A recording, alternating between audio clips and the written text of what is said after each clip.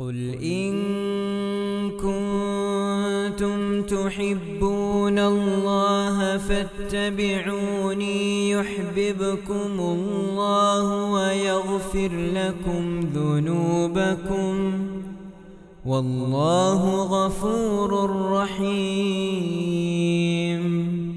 السلام عليكم ورحمة الله وبركاته. الحمد لله. اللهم صل على محمد وعلى آل محمد. أما بعد فاتقوا الله عباد الله. സ്നേഹമുള്ള സത്യവിശ്വാസികളെ, സഹോദരി സഹോദരന്മാരെ, ഒരു സത്യവിശ്വാസിയുടെ ജീവിതത്തിൽ എല്ലാ മേഖലകളിലേക്കും കൃത്യമായ നിയമങ്ങളും നിർദ്ദേശങ്ങളും നൽകിയിട്ടുള്ള പവിത്രമായ മതമാണ് ദീനുൽ ഇസ്ലാം.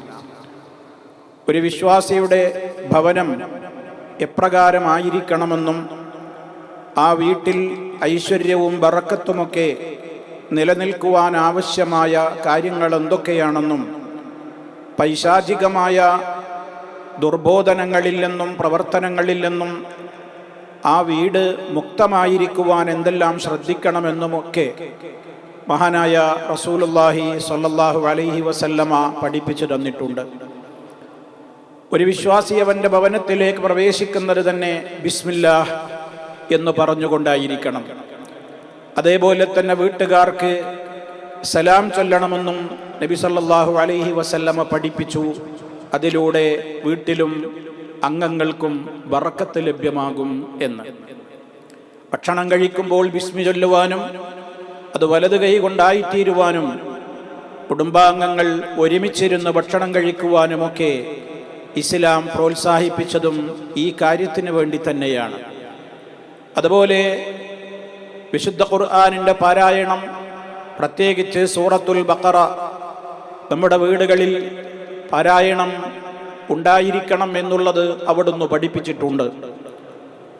അതുപോലെ തന്നെ നിത്യജീവിതത്തിലെ ദിക്റുകളും ദുആകളും പുരുഷന്മാരെ സംബന്ധിച്ചിടത്തോളം ഫർളുകൾ അവർ പള്ളികളിൽ വെച്ച് നിർവഹിക്കുമ്പോൾ സുന്നത്ത് നമസ്കാരങ്ങൾ വീടുകളിലേക്ക് മാറ്റിവെക്കണമെന്ന് പഠിപ്പിച്ചതും ഈ ഒരു ബറക്കത്തുകൾ ലക്ഷ്യമാക്കിക്കൊണ്ട് തന്നെയാണ്. ഇങ്ങനെ ധാരാളം കാര്യങ്ങൾ ശ്രദ്ധിക്കുവാൻ നബി സല്ലല്ലാഹു അലൈഹി വസല്ലമ പഠിപ്പിച്ചു തന്നിട്ടുണ്ട്. എന്നാൽ ഇതിനെല്ലാം പുറമെ ചില ആളുകൾ വീട്ടിൽ സദാ ഐശ്വര്യമുണ്ടാകുവാനും ബറക്കത്തുണ്ടാകുവാനും വീട്ടിലുള്ള അംഗങ്ങൾക്കിടയിൽ ഐക്യമുണ്ടാകുവാനും സ്നേഹമുണ്ടാകുവാനും എന്നൊക്കെ പറഞ്ഞുകൊണ്ട് ചില ആയത്തുകൾ അല്ലെങ്കിൽ ഒരായത്തിൻ്റെ ഭാഗം വീടിൻ്റെ മുൻഭാഗത്ത് എഴുതി വെക്കണമെന്നും അതേപോലെ തന്നെ അത് നന്നായി എഴുതാൻ അറിയാവുന്നവരെ കൊണ്ട് എഴുതിച്ച് വെച്ച് അത് കാണുമ്പോൾ അത് വായിക്കും, അങ്ങനെ അത് ചൊല്ലി വീട്ടിലേക്ക് കയറിയാൽ ബറക്കത്തുണ്ടാകും, കടയിലും അത് എഴുതി വെക്കാം, ബറക്കത്തുണ്ടാകും എന്ന് തുടങ്ങി കുറേ കാര്യങ്ങൾ ഇസ്ലാം നബി സല്ലല്ലാഹു അലൈഹി വസല്ലമ നമുക്ക് പഠിപ്പിച്ച് തന്നിട്ടില്ലാത്തത് ചിലരൊക്കെ പ്രചരിപ്പിക്കുന്നത് കാണാം. ആ കൂട്ടത്തിൽ ഒരു മുസ്ലിയാർ പറയുന്ന സംസാരം നമുക്കൊന്ന് കേൾക്കാം. വീട്ടിൽ ബറക്കത്ത് കൂടാനും വീട്ടിൽ സന്തോഷമുണ്ടാവാനും നമുക്ക് വീട്ടിൽ എഴുതി വെക്കാൻ പറ്റിയ ചെറിയ ഒരു ദിക്ർ അല്ലെങ്കിൽ ഒരു ആയത്ത് പറയാം. വീട്ടിലേക്ക് കയറി വരുന്ന സമയത്ത് ചൊല്ലുന്നതും വളരെ നല്ലതാണ്. അതോടൊപ്പം വീട്ടിൻ്റെ മുൻഭാഗത്ത് കാണുന്ന രൂപത്തിൽ അത് എഴുതി വെച്ചാൽ വീട്ടിൽ ബറക്കത്ത് കൂടുകയും ചെയ്യും. അത് കാണുമ്പോൾ നമ്മൾ സ്വാഭാവികമായി ചൊല്ലിപ്പോവുകയും ചെയ്യും. അതിന് പറ്റിയ ചെറിയ ഒരു ആയത്തിൻ്റെ കുറഞ്ഞ ഭാഗം മാത്രം സൂറത്തുൽ കഹ്ഫിലെ 39-ാമത്തെ ആയത്തിൻ്റെ ശകലമാണ് എഴുതി വെക്കേണ്ടത്. മഹാനായ ഇമാം മുസ്ലിം റളിയല്ലാഹു തആല അൻഹു അവിടുത്തെ സഹീഹ് മുസ്ലിമിൽ 2704-ാമത്തെ ഹദീസായി രേഖപ്പെടുത്തി വെച്ചതും കാണാം. പൂർവികരായ ആളുകൾ ചെയ്തു പോന്നിരുന്ന വലിയൊരു കാര്യം, അൽ കഹ്ഫിന്റെ 39-ാം ആയത്തിന്റെ ശകല ഭാഗം അവർ ചൊല്ലിയിട്ടായിരുന്നു വീട്ടിലേക്ക് കയറിയിരുന്നത്. അത് വീട്ടിന്റെ മുൻഭാഗത്ത് എഴുതി വെക്കുന്നത് വളരെ കൂടുതൽ ഉപകാരപ്രദമാണ്. ഏതാണ് അത് ആയത്തെന്നറിയോ? മാ ഷാ അല്ലാഹ് ലാ ഖുവത ഇല്ലാ ബില്ലാഹ്. മാ ഷാ അല്ലാഹ് ലാ ഖുവത ഇല്ലാ ബില്ലാഹ്. ഇത് വീട്ടിലേക്ക് കയറി വരുന്ന സ്ഥലത്ത് എഴുതി വെക്കുകയും വീട്ടിൽ കയറുന്ന സമയത്ത് അത് ചൊല്ലിക്കൊണ്ട് കയറുകയും ചെയ്താൽ വലിയ ബറക്കത്ത് നമ്മുടെ വീട്ടിലുണ്ടാകും, വലിയ അനുഭൂതി വീട്ടിലുണ്ടാവും. ഐക്യത്തോടു കൂടി സ്നേഹത്തോടു കൂടിയുള്ള നല്ല ഒരു വീട് ആയി നമ്മുടെ വീട് മാറിക്കിട്ടും. നമ്മുടെ ജോലി സ്ഥലത്തും എഴുതി വെക്കാം. നമ്മുടെ ബിസിനസ് സ്ഥാപനമാണെങ്കിൽ അതിലും മാഷാ അല്ലാഹ് ലാ ഖുവത ഇല്ലാ ബില്ലാഹ് എന്ന് അറബിയിൽ എഴുതി വെക്കുക. എന്നിട്ട് ആ സ്ഥാപനത്തിൽ കയറുന്ന സമയത്ത് നമ്മൾ ഈ ദിക്ർ ചൊല്ലുക. വലിയ ഗുണം അതുകൊണ്ട് നേടിയെടുക്കാൻ കഴിയും. അതുകൊണ്ട് ആരും മറന്നു പോകേണ്ട. ഈ ദിക്ർ തീർച്ചയായും നമ്മൾ എഴുതി വെക്കാൻ ശ്രമിക്കുക. നല്ല എഴുതാൻ അറിയുന്ന ഒരാളെ കൊണ്ട് നല്ല രൂപത്തിൽ എഴുതിയാൽ അത് വീട്ടിൽ കാണുമ്പോൾ തന്നെ ഒരു ഭംഗിയായിരിക്കും. ആ രൂപത്തിലേക്ക് നമ്മൾ എഴുതി വെക്കുക. മാഷാ അല്ലാഹു ലാ ഖുവത ഇല്ലാ ബില്ലാഹ്. അദ്ദേഹം ഇപ്പോൾ പറഞ്ഞത് നമ്മൾ കേട്ടല്ലോ.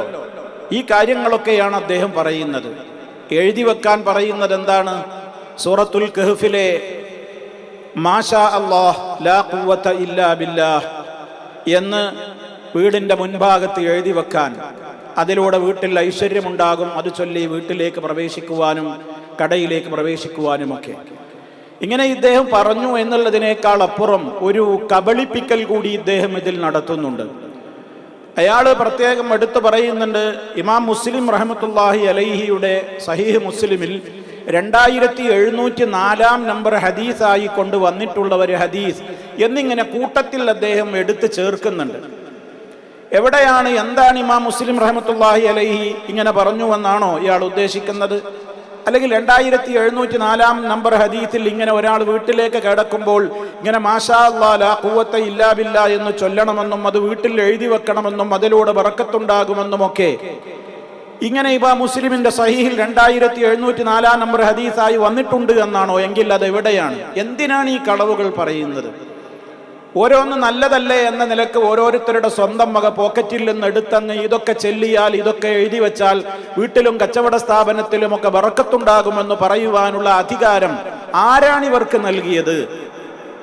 അതുകൊണ്ട് തന്നെ ഇത്തരത്തിലുള്ള ആളുകളുടെ ഈ പ്രചരണങ്ങളൊക്കെ ഇവരിങ്ങനെ ഒരുപാട് എക്സ്ട്രാ ഫിറ്റിങ്സുകൾ ഇസ്ലാം ദീൻ എന്ന് പറഞ്ഞുകൊണ്ട് സാധാരണക്കാരായ ആളുകളെ വ്യാമോഹിപ്പിച്ചുകൊണ്ട് പല വിധത്തിലുള്ള മഹത്വങ്ങൾ പറഞ്ഞുകൊണ്ട് സമൂഹത്തിൻ്റെ ഇടയിലേക്ക് പ്രചരിപ്പിച്ചു കൊണ്ടിരിക്കുന്നുണ്ട്. സഹോദരങ്ങളെ, പ്രവാചകൻ സല്ലല്ലാഹു അലൈഹി വസല്ലമിന് മനസ്സിലാകാത്തൊരു ബറക്കത്തും അവിടുത്തേക്ക് മനസ്സിലായിട്ടില്ലാത്ത ഒരു മാഷാ അല്ലാഹ് ലാ ഖുവത ഇല്ലാ ബില്ലാ എന്ന ആയത്ത് എഴുതി വെക്കലും അത് ചൊല്ലലും അതിൻ്റെ പുണ്യവും അതിൻ്റെ മഹത്വവും അതിൻ്റെതായ പ്രത്യേകതകളുമൊക്കെ അങ്ങനെയൊക്കെ ഉണ്ട് എന്ന് പറയുവാൻ ആരാണ് ഇവർക്ക് അധികാരം കൊടുത്തത്? അതുകൊണ്ട് തന്നെ ഇത്തരത്തിലുള്ള കാര്യങ്ങളിൽ നിന്ന് വിട്ടു നിൽക്കുകയാണ് നമ്മൾ വേണ്ടത്. അവിടുന്ന് പഠിപ്പിച്ചിട്ടില്ലാത്തൊരു കാര്യം മതപരമായ നിലക്കൊരു ബറക്കത്താണ്, പുണ്യകരമാണ് എന്ന് പറയണമെങ്കിൽ അതിന് അടിസ്ഥാനപരമായി നമുക്ക് പ്രമാണങ്ങളിൽ തെളിവ് വേണ്ടേ? അതില്ലാത്തിടത്തോളം കാലം ഇത്തരത്തിലുള്ള പ്രചരണങ്ങളിൽ നിന്ന് വിട്ടുനിൽക്കുകയാണ് വിശ്വാസികൾ ചെയ്യേണ്ടത് എന്നാണ് ഈ അവസരത്തിൽ ഓർമ്മപ്പെടുത്തുവാനുള്ളത്. ഉള്ള കാര്യങ്ങൾ എന്തൊക്കെയെന്ന് നബി സല്ലല്ലാഹു അലൈഹി വസല്ലം നമുക്ക് പഠിപ്പിച്ചു തന്നതിൻ്റെ ഒരു ചുരുക്കം ഞാൻ തുടക്കത്തിലേ നിങ്ങളെ കേൾപ്പിക്കുകയും ചെയ്തു. അതെല്ലാം നിലനിർത്തിക്കൊണ്ട് ഗൃഹാന്തരീക്ഷം ഇസ്ലാമികമാക്കുവാൻ നമ്മൾ ശ്രദ്ധിച്ചാൽ, ഹലാലായ നിലക്കുള്ള കച്ചവടം നമ്മൾ ചെയ്താൽ, നമ്മുടെ വീട്ടിലും കച്ചവട സ്ഥലത്തും മറ്റു കാര്യങ്ങളിലും ജോലി സ്ഥലത്തുമെല്ലാം അള്ളാഹു ബറക്കത്തും ഐശ്വര്യവും ചൊരിയുമെന്ന കാര്യത്തിൽ ഒരു സംശയവുമില്ല. സത്യത്തെ സത്യമായി മനസ്സിലാക്കുക, ഇല്ലാത്തത് ദീനിന്റെ പേരിൽ നമ്മൾ പ്രചരിപ്പിക്കാതിരിക്കുക. അള്ളാഹുവിൻ്റെ റസൂൽ സല്ലല്ലാഹു അലൈഹി വസല്ലമ പഠിപ്പിച്ച ചര്യകളാണ് ഏറ്റവും മുന്തിയ ചര്യ. അതിൽ നമ്മളായിട്ടൊന്നും കടത്തിക്കൂട്ടരുത് എന്ന് പ്രത്യേകം ഓർമ്മപ്പെടുത്തുന്നു. അള്ളാഹു സുബ്ഹാനഹു വ തആല സൽക്കർമ്മങ്ങളിൽ അധിഷ്ഠിതമായ നിലക്ക് ജീവിച്ച് മുന്നേറുന്ന സജ്ജനങ്ങളിൽ, പ്രവാചക തിരുമേനിയുടെ അധ്യാപനങ്ങളിൽ ഒതുങ്ങി നിന്ന് അവിടുത്തെ ഇത്തിബാഴ് ചെയ്തുകൊണ്ട് സ്നേഹം പ്രകടിപ്പിക്കുന്ന സജ്ജനങ്ങളിൽ നമ്മെ ഓരോരുത്തരെയും ഉൾപ്പെടുത്തി അനുഗ്രഹിക്കുമാറാകട്ടെ. وآخر دعوانا أن الحمد لله رب العالمين. اللهم صل على محمد وعلى آل محمد. والسلام عليكم ورحمة الله وبركاته.